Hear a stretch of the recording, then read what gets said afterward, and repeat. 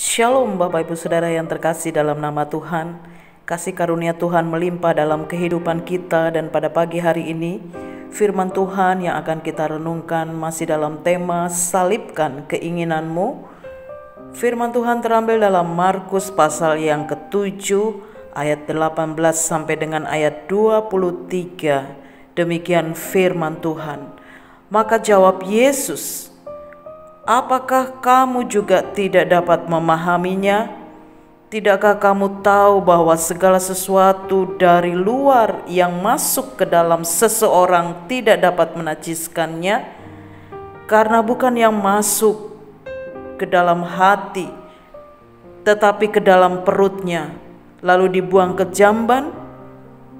Dengan demikian ia menyatakan semua makanan halal.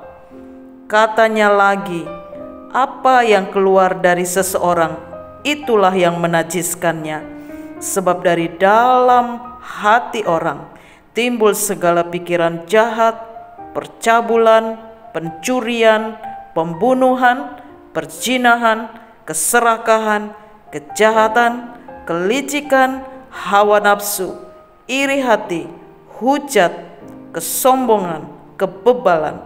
Semua hal-hal yang jahat ini timbul dari dalam dan menajiskan orang."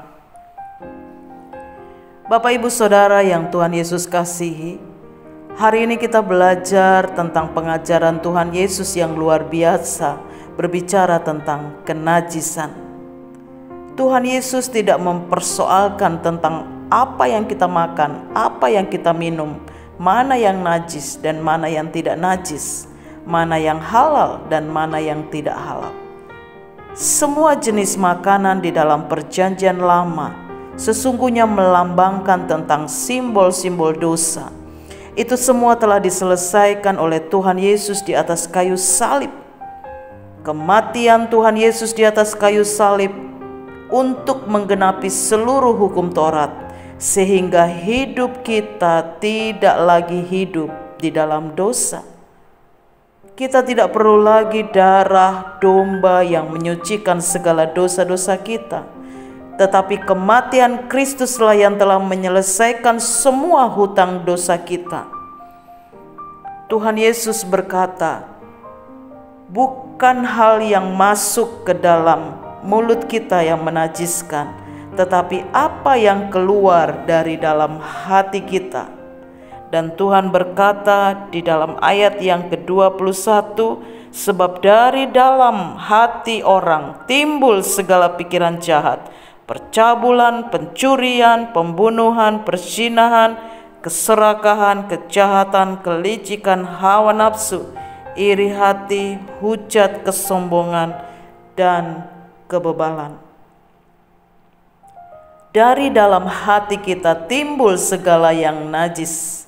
Inilah list dosa-dosa kita yang harus disalibkan di dalam Kristus. Bapak Ibu Saudara yang Tuhan Yesus kasihi, dosa itu sangat menipu kita.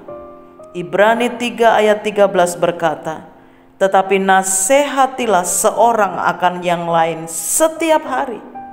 Setiap hari. Selama masih ada dikatakan hari ini, supaya jangan ada di antara kamu yang menjadi tegar hatinya karena tipu daya dosa. Sebagai gambarannya adalah ada orang yang pakai baju bagus, pakai parfum, pakai sepatu baru, ia berdandan dengan baik. Tetapi kalau ia tidak mandi 1 minggu, tetap saja ia akan tercium aroma yang tidak sedap, bukan? Begitulah juga dosa yang kita simpan, tetapi selalu dibalut, dilapisi, dipoles dengan topeng-topeng rohani, maka pada suatu saat pasti akan tercium juga. Kalau hati kita kotor dan najis, maka apa yang keluar dari hati, dari mulut kita dan pikiran kita, itu juga hal yang najis dan hal yang kotor. Karena akar dan asal dari semua dosa adalah hati yang rusak, hati yang kotor, hati yang najis. Pada pagi hari ini firman Tuhan memberikan pengajaran yang kuat bagi setiap kita, bagaimana cara kita memiliki hati yang bersih di hadapan Tuhan. Hal yang pertama adalah salibkan semua keinginanmu yang salah di hadapan Tuhan. Akui dosa kejatuhanmu. Jangan bersembunyi dengan memakai topeng-topeng, tetapi ambil langkah pengakuan di hadapan Tuhan dan selesaikan dengan baik. Hal yang kedua, konsumsi dan makan setiap hari firman Tuhan. Maka firman Tuhan itu akan menerangi seluruh langkah hidup kita. Mari kita bergaul dengan firman Tuhan. Renungkan firman Tuhan itu siang dan malam, maka kita akan bertindak bijaksana. Kita tidak terjebak dengan apa yang boleh dan tidak boleh. Kita tidak sibuk dengan makanan dan minuman, apa yang oke dan tidak oke. Tetapi Tuhan Yesus mengajarkan bagi kita sesuai di dalam Amsal pasalnya yang keempat ayat 23 sampai dengan 27. Firman Tuhan berkata, "Jagalah hatimu terhadap segala kewaspadaan, karena dari situlah terpancar kehidupan. Buanglah mulut serong daripadamu dan jauhkanlah bibir yang dolak-dalik daripadamu. Biarlah matamu memandang terus ke depan dan tatapan matamu tetap ke muka.